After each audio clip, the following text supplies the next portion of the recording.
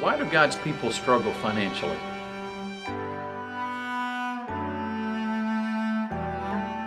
Why does God's church struggle financially? What impact do these struggles have on God's people, on His church, and our calling and kingdom mission? What path can we and should we take in order that we can walk fully in the purposes that God has for us?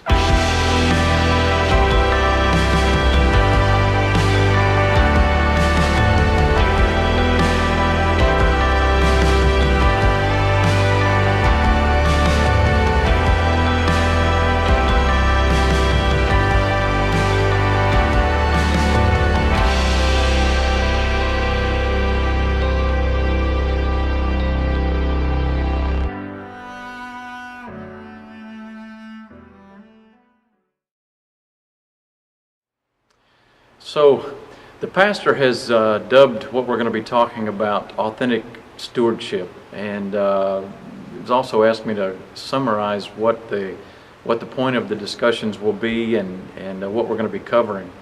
And essentially, I would summarize it by talking about some questions that I'd like for us to explore in depth, and we're going to take several services to do that.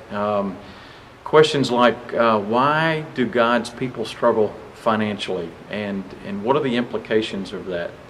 Why does God's church struggle financially, and what are the implications of that?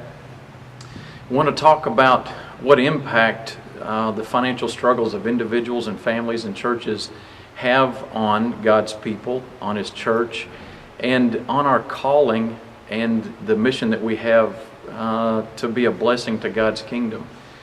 And so critical because not only does it affect God's kingdom, but it affects our lives. It affects our families and our well-being.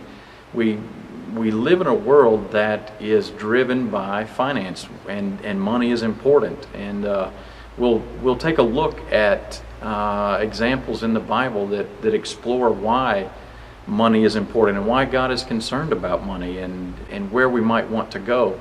And so finally we'll take a look at what path we can and should take in order to walk fully in the purpose that God has for us. And unfortunately, within the church, and not just within the church, but with individuals and families as well, oftentimes finances are a very uncomfortable conversation to have.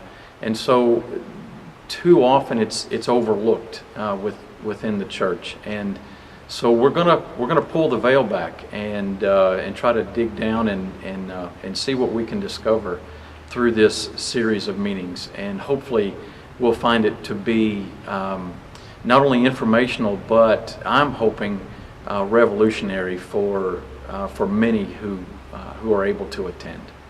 God bless.